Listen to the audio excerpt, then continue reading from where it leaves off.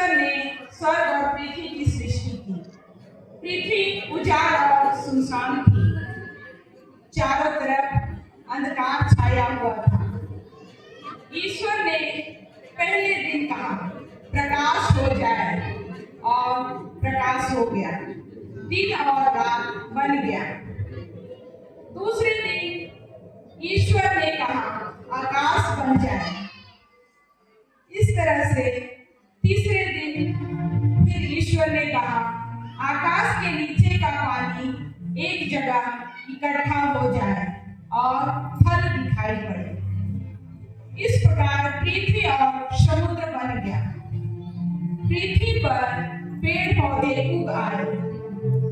चौथे दिन ईश्वर ने आकाश में सूर्य, चंद्रमा और तारों को बनाया, जिससे दिन व वर्ष की गिनती हो और वर्ग का निर्धारण किया जाए। पांचवें दिन ईश्वर ने पानी में रहने वाले जीव जंतु और पक्षियों को बनाया।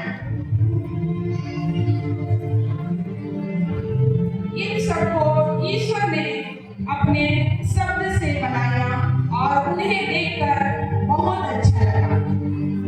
अगले दिन ईश्वर ने पृथ्वी पर राज करने के लिए आदम को बनाया और आदम से हेवा को बनाया। ईश्वर ने उन्हें आशीर्वाद दिया और कहा, फलो फूलो और दुनिया में फैल जाओ, पृथ्वी को अपने अधीन कर लो। वे आदम वाटिका में खुशी खुशी रहने लगे। इस प्रकार आकाश और पृथ्वी जो कुछ उसमें है, सबकी सृष्टि पूरी हुई। सभी कार्य समाप्त कर सातवें दिन ईश्वर ने विश्राम किया। इस दिन को आशीर्वाद दिया और पवित्र माना। आदम वाटिका में रहते हुए आदम हेवा ईश्वर के नियमों का उल्लंघन किए, जिससे ईश्वर को अच्छा नहीं लगा और उन्हें श्राप देते हुए आदम वाटिका से बाहर निकाल दिया।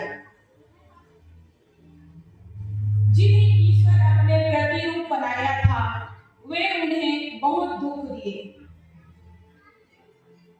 आदम हेवा से इतने सारे संतान उत्पन्न हुए कि सारा संसार भर गया और वे तरह तरह के लोग बन गए, कई टुकड़ों में बट गए। सभी अपनी अपनी तरह से जीवन जीने लगे और आपस में एक दूसरे से लड़ाई झगड़ा, ईर्ष्या, द्वेष, लोभ, लालच, घमंड का जीवन जीने लगे। घमंड अहंकार में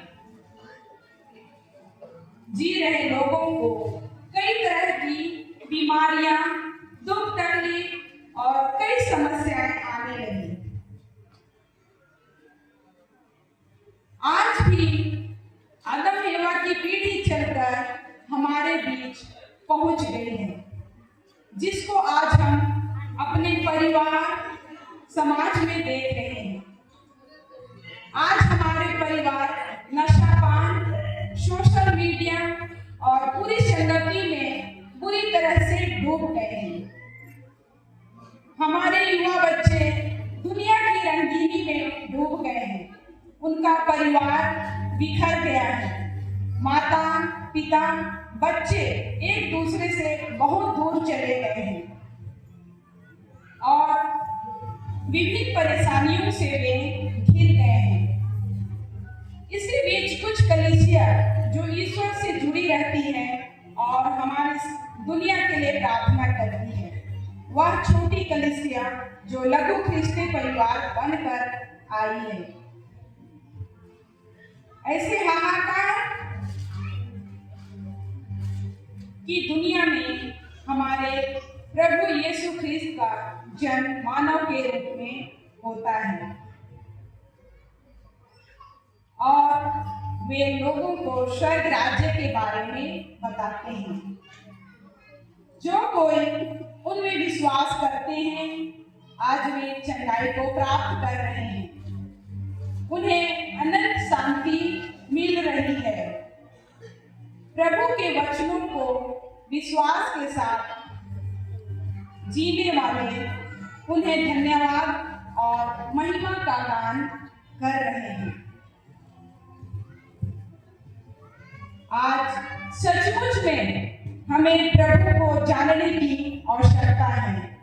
तो आइए आज हम अपने प्रभु ईश्वर को जाने, पहचाने और हम समाज में एक दूसरे के लिए नमूना बने कि हम एक ख्रिस्तीय परिवार से हैं और हम एक लघु ख्रिस्तीय परिवार का निर्माण करें।